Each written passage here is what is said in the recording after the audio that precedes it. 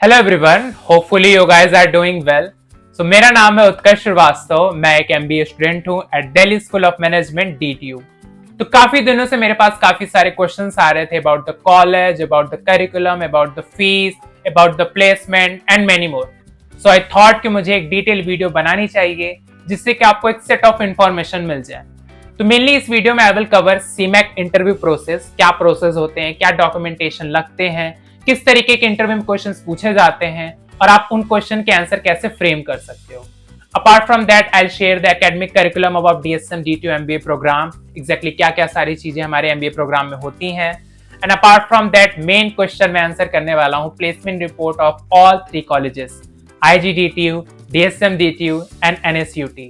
सो maybe ये video थोड़ा long हो सकता है, तो इसको एंड तक देखना। तो लेट्स स्टार्ट।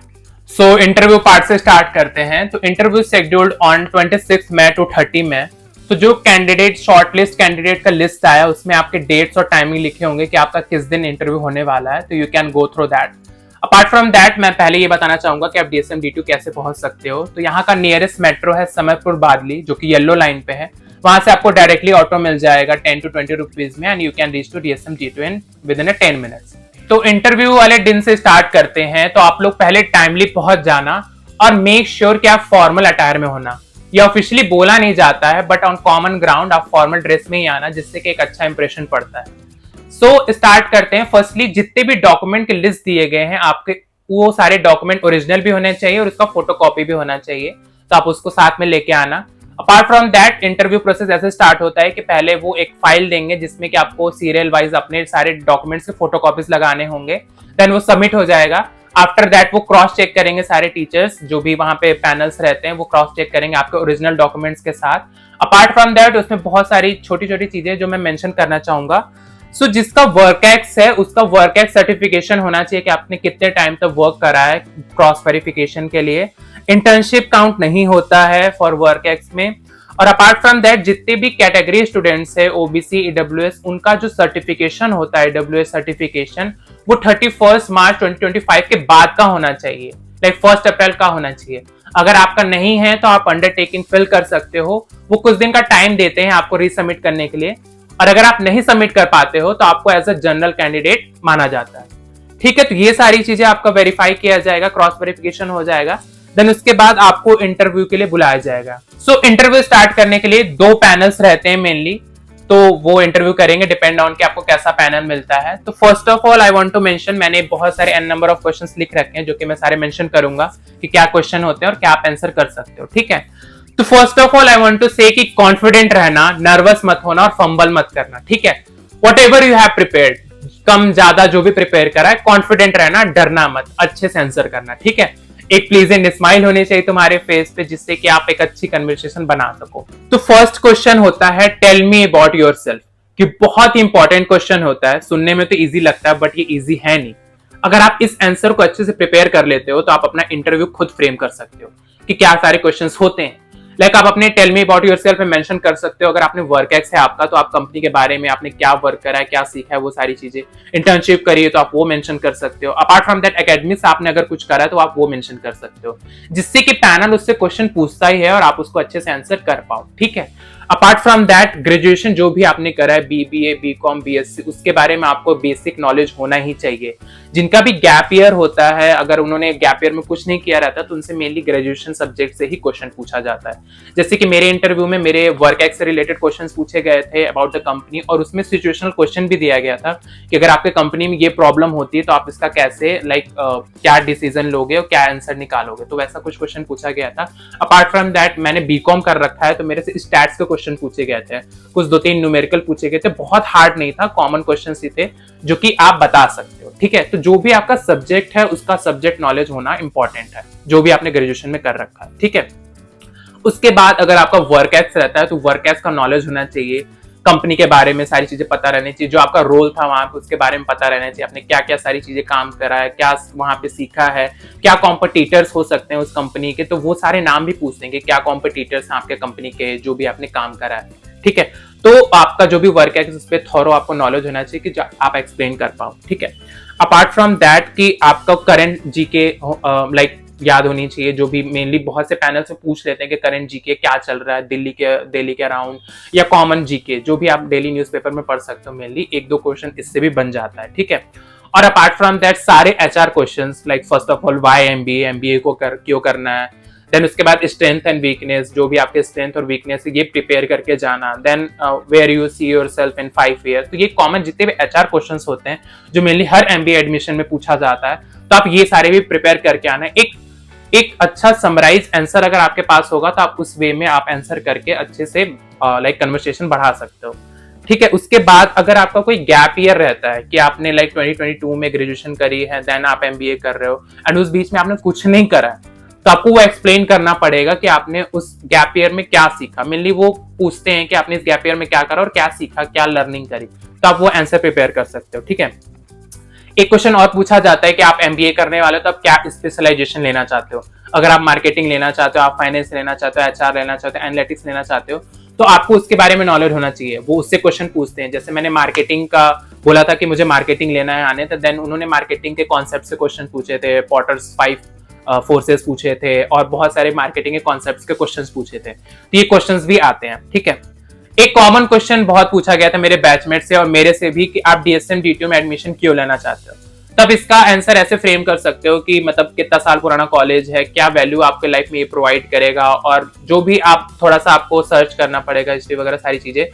तो आप एक आंसर प्रिपेयर करके आना है कि आपको डीएसएम डीटीयू में एडमिशन लेना क्यों है, तो आप उसका आंसर अच्छे से प्रिपेयर करना, ठीक है। उसके बाद वो ये भी पूछ सकते हैं कि और भी कॉल्स आपके पास कौन कौन से हैं, अगर आपके पास कॉल्स हैं तो आप कौन से चूज करोगे और क्यों चूज करोगे। तो उसके लिए आप नॉर्मल आंसर दे सकते हो। अगर आपके पास अच्छे कॉल्स हैं अपार्ट फ्रॉम डीएसएम डीटीयू, तो आप अच्छे नॉर्मली बोल सकते हो। ऐसा नहीं कि आपको बस डीएसएम के बारे में ही बोलना है कि नहीं यही सबसे अच्छा कॉलेज है, ठीक है।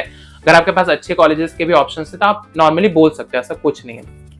और वन मोर थिंग मैं मेंशन करना चाहता हूँ, कोई ऐसा क्वेश्चन आता है जिसका आंसर आपको नहीं पता है, तो आप उसको सिंपली डिनाई कर सकते हो, बोल सकते हो sorry I don't have any idea. या अगर आपको लग रहा है कि मैं थोड़ा बहुत आंसर कर सकता हूं, तो आप सीधे ये बोल सकते हो कि I am not sure about the answer but I can guess. तो वो टीचर लाइक वो ये देखते हैं कि आप कोशिश तो कर रहे हो आंसर करने की, अगर आपके पास नॉलेज नहीं है तब भी, तो आप ऐसे करना। ऐसा नहीं अगर आपके पास किसी क्वेश्चन का आंसर नहीं है और आपने थोड़ा सोचा कि मैनिपुलेट करके मैं कुछ भी बोल सकता हूं, तो ऐसे नहीं हो पाएगा, क्योंकि वो टीचर्स इतने साल से इंटरव्यूज ले रहे हैं एंड दे नो एवरीथिंग, ठीक है। वो तुरंत जज कर लेंगे और आपको फिर बहुत लाइक उसमें उलझाते रहेंगे क्वेश्चंस में और आप एट द एंड नर्वस हो जाओगे, ठीक है।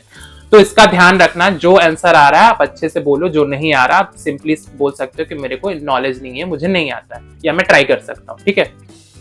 एक और कॉमन क्वेश्चन आता है लाइक कि आपने ग्रेजुएशन में बीएससी करा है, बीसीए करा है, बीटेक करा है, तो उसके बाद आप एमबीए क्यों करने आ रहे हो, ये क्वेश्चन कॉमन पूछा जाता है।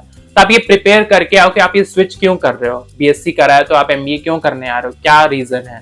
तो वाई एमबीए में भी वो आ जाता है, बट आप इसके लिए अलग से भी प्रिपेयर कर सकते हो आंसर कि आप क्या आंसर करने वाले इस क्वेश्चन में, ठीक है। एक और क्वेश्चन भी पूछा जाता है कि अगर आपका यहाँ एडमिशन नहीं होता है देन आप उसके बाद क्या करोगे, like what you have planned. अगर आपका इस ईयर किसी भी कॉलेज में एडमिशन नहीं होता है एमबीए के लिए, तो तुम क्या करोगे। तो उसके लिए तुम आंसर्स बोल सकते हो कि मैं साइड बाय साइड इंटर्नशिप या वर्क देखूंगा, जॉब करूंगा, then you can say that कि मैं प्रिपेयर करूंगा कैट के लिए, देन अगेन अपीयर होऊंगा, देन उसके बाद मैं फिर से कॉलेज में एडमिशन लूंगा। तो मतलब उन्हें क्लियर पाथ समझना होता है कि एग्जैक्टली क्या तुम्हारे प्लान्स। वो इस तरीके से भी पूछ सकते हैं कि कुछ ऐसा बताओ जो कि तुम्हारे रिज्यूमे और एप्लीकेशन में नहीं लिखा हुआ है, तो ये सारे क्वेश्चन भी पूछ सकते हैं। तो मेनली ये बेसिक क्वेश्चंस पूछे जाते हैं, और भी तरीके के लाइक वो राउंड ऑफ चीजें चलती रहती हैं कि आप जो भी क्वेश्चंस पूछते हैं वो लोग उसका आंसर करते हो, देन आपके आंसर्स में से ही और नए क्वेश्चंस बनते जाते हैं, ठीक है। वो डिपेंड करता है कि आप इंटरव्यू को कैसे चलाते हो। तो मेनली इंटरव्यू 20 to 25 मिनट तक चलता है, डिपेंड करता है कि आप कितनी अच्छी कन्वर्सेशन बना पाते हो इंटरव्यूअर के साथ और कैसा आपका इंटरव्यू जाता है, ठीक है। तो all the best to everyone, अच्छे से इंटरव्यूज देना, कॉन्फिडेंट रहना और आंसर्स अच्छे से करना। प्रिपेयर कर लो, जितना भी टाइम है आपको इंटरव्यू के लिए अच्छे से प्रिपेयर कर लो, अच्छे से आंसर दो। और जो भी मैंने क्वेश्चंस कॉमन शेयर किए हैं उससे भी आपको एक फॉर एग्जांपल मिल गया होगा किस टाइप के क्वेश्चंस पूछे जाते हैं, तो आप उस हिसाब से प्रिपेयर कर लो, ठीक है। और आप जिस लोकेशन से बिलोंग करते हो उससे भी क्वेश्चंस आ जाते हैं। जैसे मैं बनारस से बिलोंग करता हूँ, तो मेरे को बनारस से रिलेटेड बहुत सारे क्वेश्चन पूछे गए थे, लाइक 1-2 ही क्वेश्चन पूछे गए थे, तो वो हो गया था।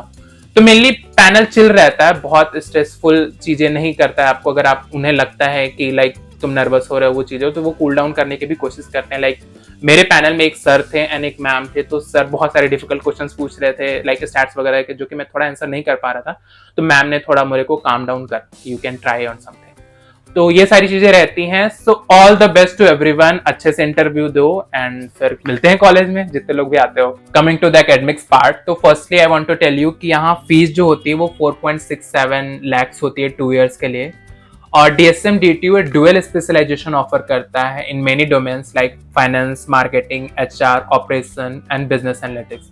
तो होता क्या है कि फर्स्ट ईयर में हमें सारे सब्जेक्ट्स पढ़ाए जाते हैं MBA जर्नल में, देन सेकेंड ईयर में आप कोई भी डुअल स्पेशलाइजेशन ले सकते हो अपने इंटरेस्ट के साथ, ठीक है। तो coming to academics and curriculum, तो यहाँ का एकेडमिक्स अच्छा है और टीचर्स भी काफ़ी हेल्पफुल और सपोर्टिव हैं। अपार्ट फ्रॉम दैट हमें बहुत सारे प्रोजेक्ट्स और असाइनमेंट मिलते हैं पूरे हमारे सेमेस्टर्स में, तो हमें वो सारी चीज़ें भी करनी होती है। Coming to the committees, DSM में बहुत सारी कमिटीज हैं like HR, marketing, ARC committee, TNP committee, तो आप वो सारी चीज़ें भी ज्वाइन कर सकते हो।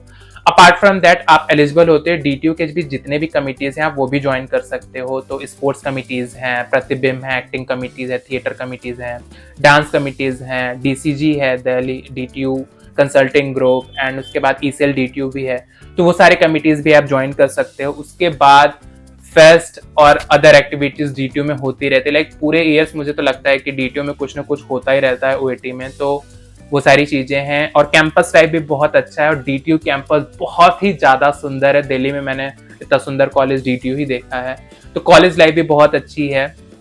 अपार्ट फ्रॉम दैट कि यहाँ का सबसे बड़ा फेस्ट भी पॉपुलर है, NG फेस्ट, तो वो सारी चीजें भी हैं।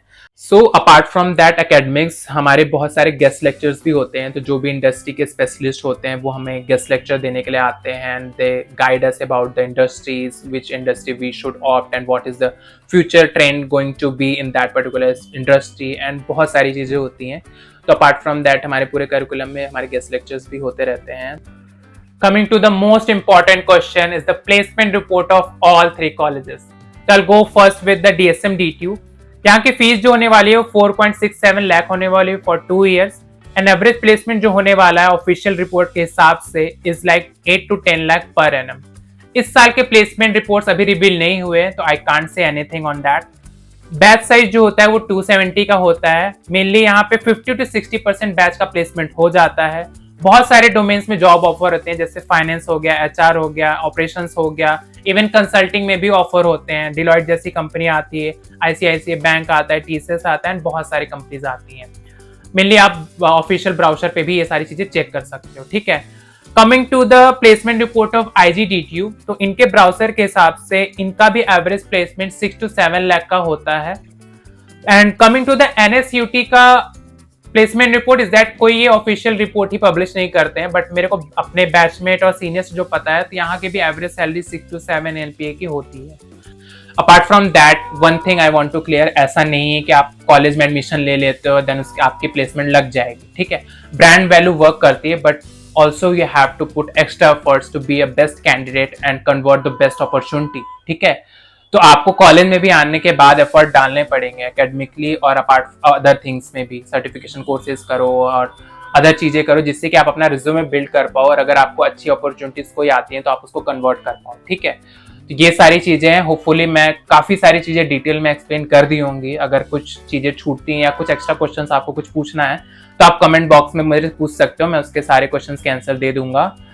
So all the best to everyone, give your best, and thank you so much for watching this video.